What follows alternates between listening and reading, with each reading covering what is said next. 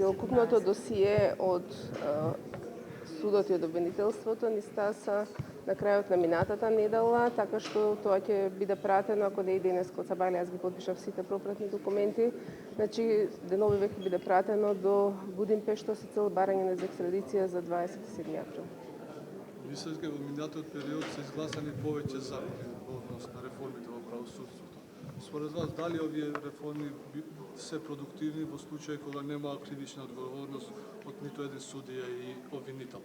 Значи, сите закони кои што ги именуваме или ги носиме во изминатиот период создаваат многу прецизни и јасни основи за воспоставување на одговорност за сите кои што ќе бидат прекршители на законот. Така што секако одговорноста на Министерството за правда е да предложи квалитетна законска рамка, а одговорност на јавното обвинителство, на судството да ја спроведат. Јас очекувам дека сите ќе бидат свесни за својата одговорност и ќе овозможат ефектуирање на законските одредби кои што се носат. Така што сега имаме јасни одредби и за разрешување на судии. Очекувам дека судскиот совет ќе си постапува по новиот закон за судски совет и законот за судови.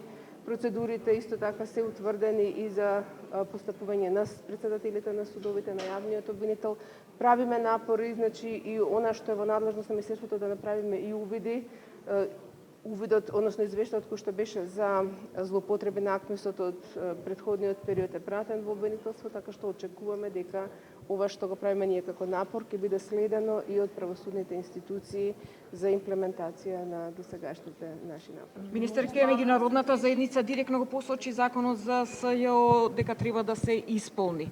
До сега се потроши долго време, ќе се ризикували повторно на префрлање на топката за да не се донесе законот до наесен, до која треба да добиеме датум?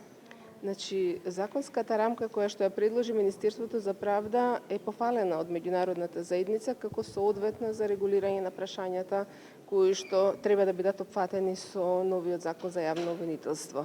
Така што нашата обврска од аспект на подготовка на квалитетен закон е завршена. Јас очекувам сите политички партии кои што се во парламентот и сите пратенички групи да ги стават како приоритетни интересите на нашата држава за евроинтеграција пред личните интереси на лица за кои што се водат постапки од страна на СЈО. Нели сметате дека пребавно се движи истрагата за акмисот? Да, колку време помина, само еден осомничен Значи, имало пред истрага? Ние испративме барање, бидејќи тоа ни беше барано во процесот на подготовка на извештајот за напредокот на нашата држава.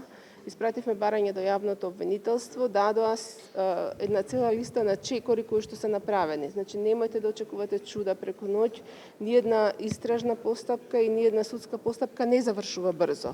Сепак тоа е во едни толерантни временски рамки согласно на процедурите кои што се пропишани и кои што постојат, но јас очекувам дека ќе има одредени нови моменти. Министерке, во поглед на злоупотребите на акмисот има граѓани кои што сметаат дека биле на некаков начин оштетени токму затоа што нивните предмети не биле доделени кај природен судија, туку кај подобен судија. Што тие граѓани може да очекуваат и дали можеби веќе се обратиле до кај вас? Значи, има некои граѓани кои што се обратија до Министерството за правда со оглед на тоа што комисијата кога врши увид не врши на конкретни предмети, туку генерално на функционирањето на системот.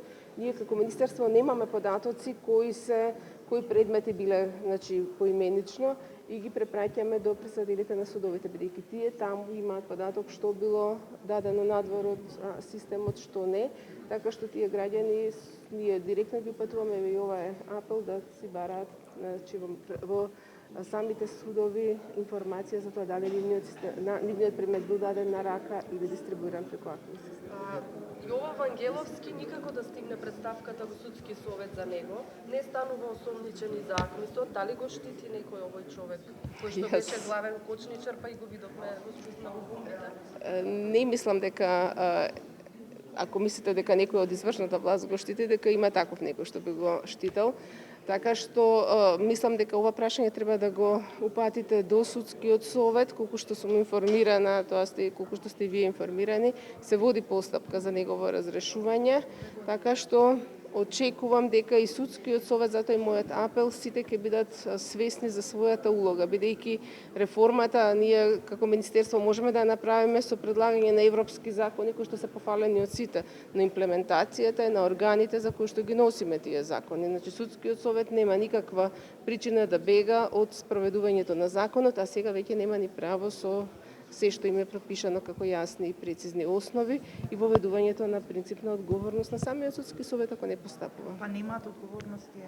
Како немаат сега со Судиите новиот непосредно закон? избраните судии пред кого одговараат? Не, со новиот закон сите членови на судски совет одговараат со разрешување без оглед дали се избрани од судиите, сами. дали се избрани. Значи тоа е принцип кој што е препорачан од Венецијанската комисија, кој што ако може да разрешат судија, значи со тоа мнозинство може да разрешат и свој член. Министер, бидејќи премиер најавува ново можно парламентарно мнозинство, ако се случи, очекувате подршка од други за законот за јавна организација? Значи јас не сум во тек дека се најавува некое ново парламентарно мнозинство. Јас очекувам подршка од сите, значи не само од тие што се во власта, туку и тие што се во опозиција, бидејќи ова е закон што може да се донесе само со двотретинско мнозинство.